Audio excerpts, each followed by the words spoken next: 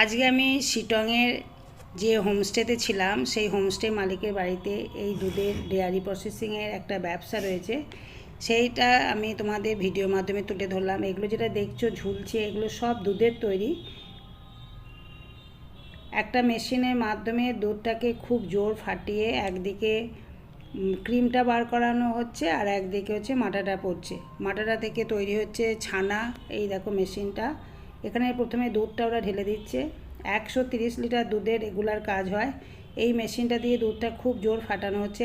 এইদিকে পড়ছে ক্রিম আর বালতিতে পড়ছে মাটাটা। এবার মাটাটা ভালো করে জাল দিয়ে ওরা ছানা তৈরি করছে, ছানা থেকে পনির তৈরি করছে।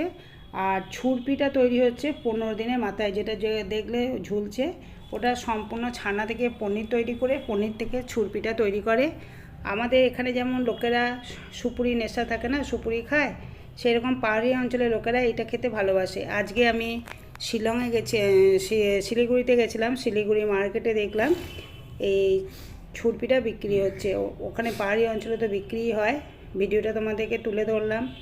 যদি ভালো লাগে লাইক শেয়ার কমেন্ট করো। কিভাবে তৈরি হচ্ছে এই দেখো, ওই যে বস্ত্র দিয়ে দেখালাম, সেখানে এই পনিরটা শুকানো হয়, তারপরে কিভাবে ওরা প্রসেসিং করে জিনিসগুলো তৈরি করে সেটা ভিডিওর মাধ্যমে তোমাদের তুলে ধরেছি।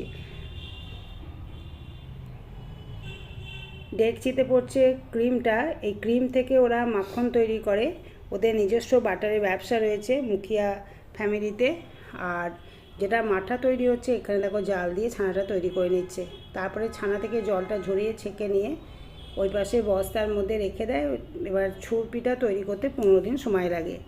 আমি এটা শিটংয়ে গিয়ে এই ব্যবসাটা দেখলাম, খুবই ভালো লাগলো। ওদের নিজস্ব ব্যবসা, আর আমাকেও খেতে দিয়েছিল। আমি ওটা খেয়ে দেখেছি, খুব শক্ত, কিন্তু এটা ওখানকার পাহাড়ি অঞ্চলের খাবার। এটা অনেকেই জানা, যারা পাহাড়ি অঞ্চলে যায় বা ওখানে বসবাস করে তারা সবাই জানে জিনিসটা কি, কিন্তু কিভাবে তৈরি হয় সেটা আমি ভিডিওর মাধ্যমে তুলে ধরলাম। যদি ভিডিও ভালো লাগে অবশ্যই কমেন্ট করো, আর ভিডিওটা আজকে কেমন লাগলো সেটা অবশ্যই কমেন্টে জানিও। পুরো ভিডিওটা দেখার জন্য অসংখ্য ধন্যবাদ।